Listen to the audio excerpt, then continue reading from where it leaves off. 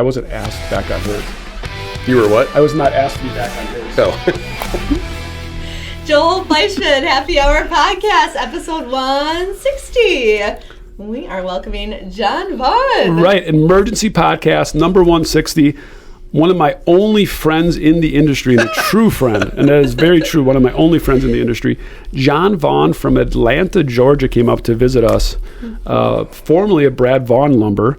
I'll have him give his bio in a second. Yeah. We brought him on, and we're just going to do a really short one for about 25 minutes about what he saw, what he learned, and what he knows about Drexel, just so we can understand what the outside world, and a guy that comes from really big roots of similar to what we do, thinks about Drexel. Okay. And a pretty transparent guy, so hopefully we get a lot out of that. So, Jon, give us your bio. Yeah. Sure. Thanks for having me. It's good to be with y'all. Yeah.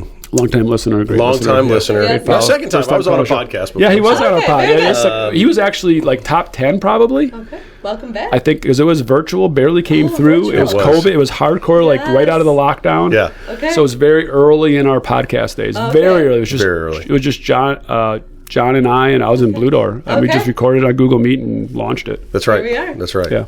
So, my background is Brand Vaughan Lumber Company. My grandfather and his cousin by marriage started Brand Vaughan Lumber Company in 1946 in Southwest Atlanta. Grew it. My father came into the business in 1976. I came into the business in 2006. And so started as a small building material supply company out for my granddad, who from very humble roots, from Hapeville, Alabama, came to Atlanta, came after the World War, which a lot of these businesses started after World War II. Came in and grew the business. So my dad was an only child. I was the only kid in our family that got into the business. And so it was kind of one-to-one transitions each time. And so my dad and I worked together. So 2006 in Atlanta, there was, we were talking about with some of the guys last night, there was 67,000 housing starts in Atlanta in 2006. In Wisconsin, on a yearly basis, there's on average about 5,000. Right. So in the state. Okay. So just Atlanta, 67,000. It dropped down to 4,700 3 years later. Okay. So we made it through the downturn because my grandfather lived by the principle of the borrower slave to the lender, and always take care of your people, never leverage your future for your present, or your present for your future. Yes. And so we grew back. We had, I took over the business, really running the business in 2015, but we went from one location and 16 million, so 58 million down to 16 million, about 110 people down to 31 in 2009, grew it. Ended up with 6 locations, did door manufacturing, truss manufacturing, full line lumber yards. It does, indeed. And about the same volume. And about, so we ended up at about 250 people and $240 million in revenue in 2021, sold to US LBM. Which is almost $1 million a team member. We don't do $500,000 team members. So again, efficient, right? So we got to chase that efficiency model. For sure. Yeah. Super high volume customers. We did a lot of production work. So we sold. Which makes a difference. Again, we do a lot of custom with the custom, with the smaller Rick and builders. Steve, more one-on-one relations for sure. Yeah. But either way, a similar business model. Yeah. So we sold to US LBM in 2021, joined them July 21. I ran the Southeast for them for 2 years. Which again is very similar, where we almost sold out to US LBM, right? Yes, so that's right. Yeah, we're close, yeah. So I was in charge of Georgia, Florida, Alabama, Tennessee, and Mississippi. Had 14 operating companies, 54 locations, 1,500 people. Learned a ton. Love leading people. But working for somebody else just wasn't for me. How old are you? I'm 45. Right, so John's a little younger than me, so kind of fun. And we've been in touch since the day we really met. And if you want to give that story, which I know you've told 10 or 12 times, really cemented our relationship. I guess tell the virtuals, the guts of the story. It was such a fun time. We were at a round table, a Greg Brooks round table. We were out in Charleston, and there was a dinner that night. I'd met Joel at an LBM Journal conference just a couple months before, and it's when I traveled more, like we talked about in different podcasts. Where I used to travel more and get more outside voices. Now we really haven't done that, but that's when I was doing kind of my journey of learning the industry. Yeah, and he had just been on the cover of Pro Sales Magazine or LBM Journal Magazine, one of the two. It doesn't matter which one, but and so him and I and people another guy, kind of started recognizing they knew him. Yeah, right. I sought him out to meet him because of his speech and all that sort of stuff. So we're at dinner, and we had an adult beverage or 3, and me and him and one other guy, Bob Gordon, who ran Professional Builder Supply, one of their locations in North Carolina. Older gentleman, been in the business for forever. Okay. And 3 of us are down at the beach after and everybody really treating us like a 5th grader. And treating us like 5th graders. Like he was trying to teach the 2 young men how to run a business. Okay. And we were arguing over what sort of margin business that you could have. And his argument was, if I can make 1 cent of net profit on an order, I'm going to take that order. And Joel's like, I'm not going to do stuff for free. I'm not going to take this low margin, high volume business. It's just not worth it. And there was just this argument back and forth. And so Bob takes off his watch. He goes, do you see this watch? It's a Rolex. Within this Rolex, it's the best made watch in the world. It has big gears and it has small gears. It has fast gears and it has slow gears. It takes all of those gears to make the best watch in the world. Puts it back on. Joel rolls his eyes as big as probably I could have ever seen. We go in, we finish up a couple of beers. The next morning, I'm sitting at breakfast with Bob Gordon.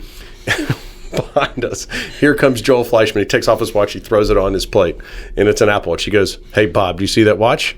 It's the best-selling watch in the world. It has no gears. And just walks off. And it was the greatest moment. I was like, that's my guy. Me and him are going to hang out for forever. We're going to be friends. Say no more. Yeah. Wow. Yeah. So we reached out to John to come up in Kewaskum Mm-hmm. manufacturing. Yes. We're definitely having growing pains and a struggle. And we said, hey, John, come up and see what we see. We all talk about sports. Yes. Do this a lot on the podcast. Very similar to you're coaching a team and you bring an outside voice in. And they go, hey, Billy, your swing, you got to bring your elbow in. Coach has been telling him that for 3 years. Billy goes, Coach, guess what? This guy says I got to bring my elbows in. I'm hitting nukes. I'm nuking this thing, right? And you're like, dude, what? But it's that outside voice. It is. So we brought John in to eyeball, see things maybe we didn't see, a different set of eyes. So let's get right to it. Yeah. John, what did you came here, you've got a lot of background. You know me pretty well, so you know I'm crazy. But what did you see? How did you see it? I guess unpack, just whatever's in your brain right now. He came in yesterday at 8 a.m. Or flew in, got here at 9 a.m. Andy and I picked him up. And it's been a whirlwind ever since for him. We took him for the first time on frozen ice last night.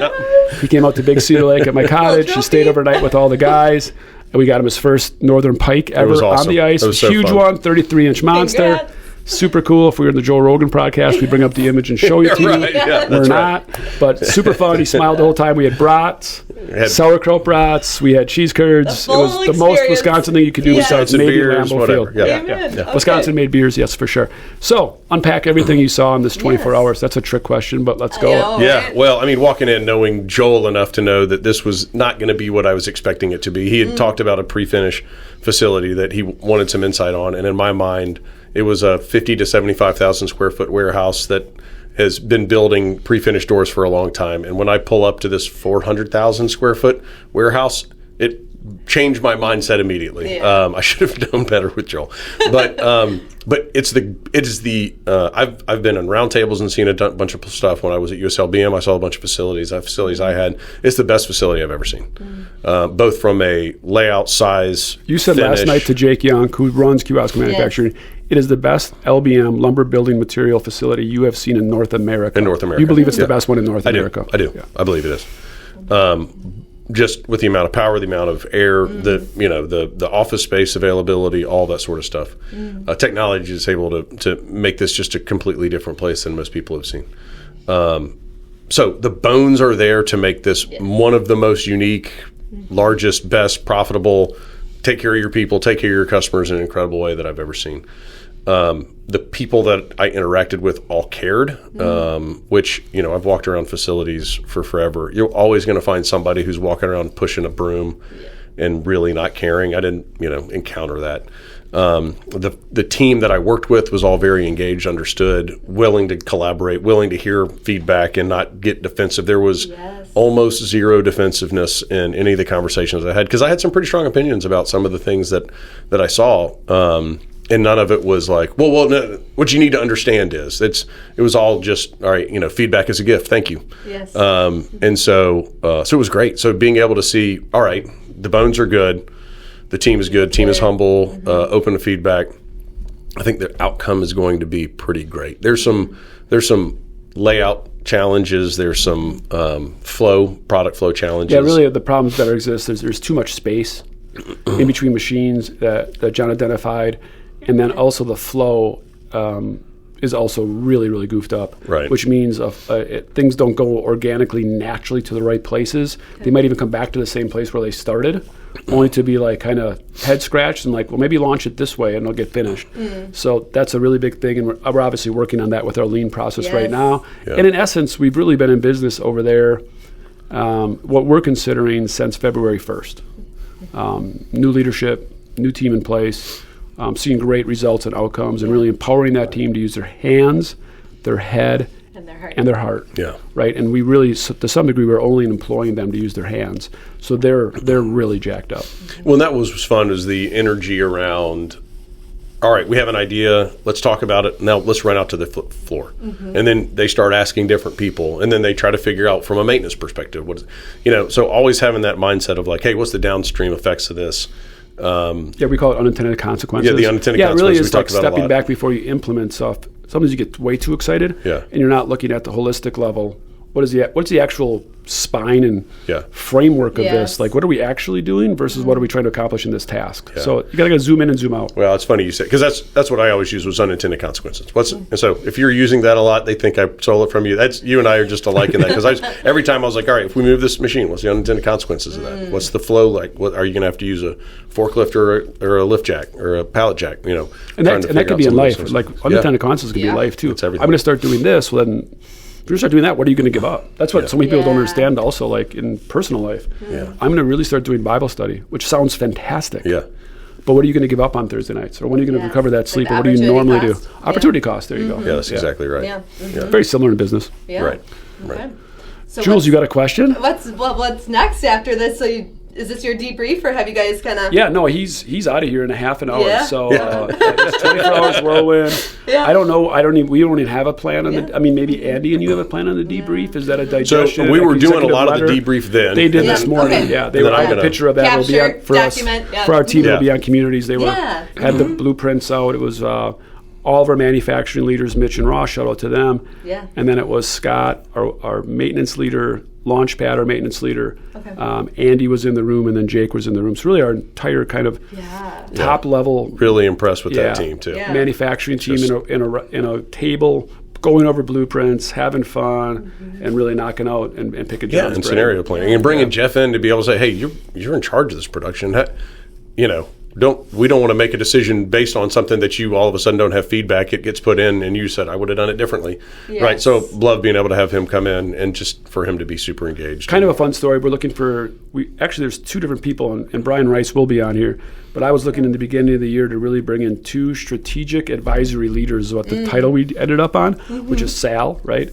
Really being like Joel's mentors, because we don't go outside and go to round tables and conferences. I'm like, we need outside influence. Like right now, we're just getting information from internal, and we're not bringing outsiders, recruiting outsiders from our industry either.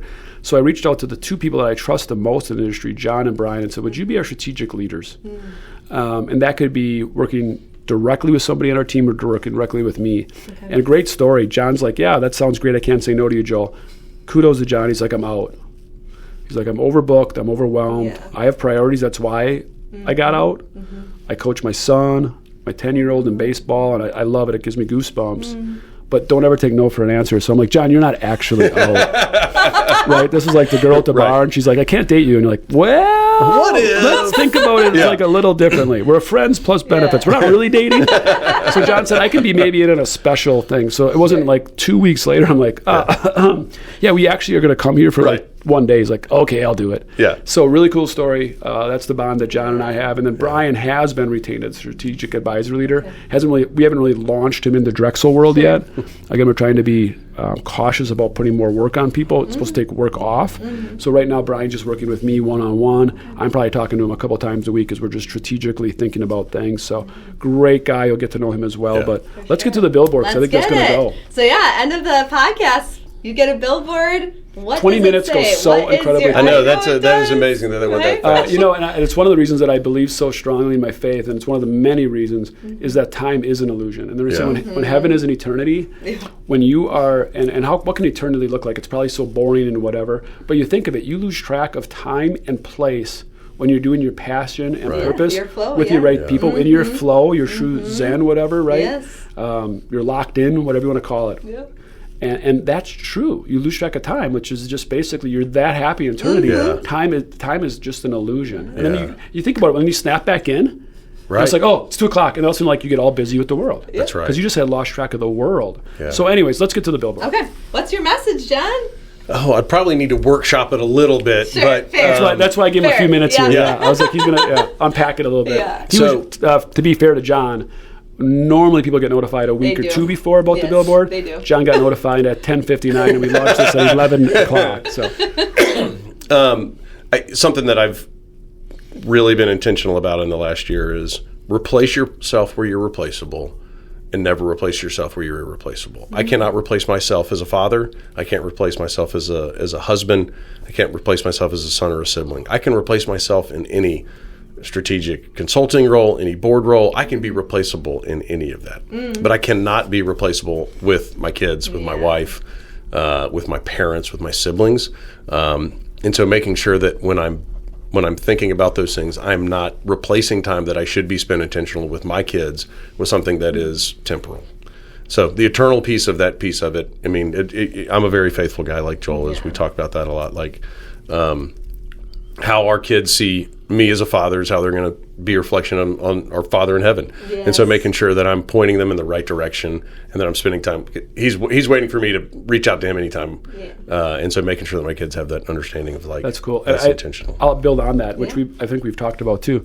Success versus significant. Right. So basically, what John was what I was unpacking, right, was when John's saying the stuff you can give up is really when your ego's chasing success in the world versus what you should be doing is chasing being significant. Yeah. So that's really, really cool, really, really impactful. I love it. Thank you so much for coming out. I'm going to give Awesome. everybody one extra nugget if they're still listening. Yes. People always want to know what's on my billboard, and it's always changing. Yep. And currently, it would be a black background, white font, and it would just say 16670. And I will challenge all of you to Google it and learn about it. It would actually, I've never wanted a tattoo before. I would get this tattoo on the inside of my left arm. Okay. That might be a little hint of what it might be. But 16670, go ahead and Google it, enjoy it. So that's it. Peace and love, John. Thank you so much for coming back. Safe travels. I'm sure we'll have you on again at some point. I look forward to it. So it's so great. Thanks for all you do for us and the industry and just being the human you are. We appreciate it. Love you, man. Appreciate it. Appreciate it. Thank you. Peace and love. Peace and love.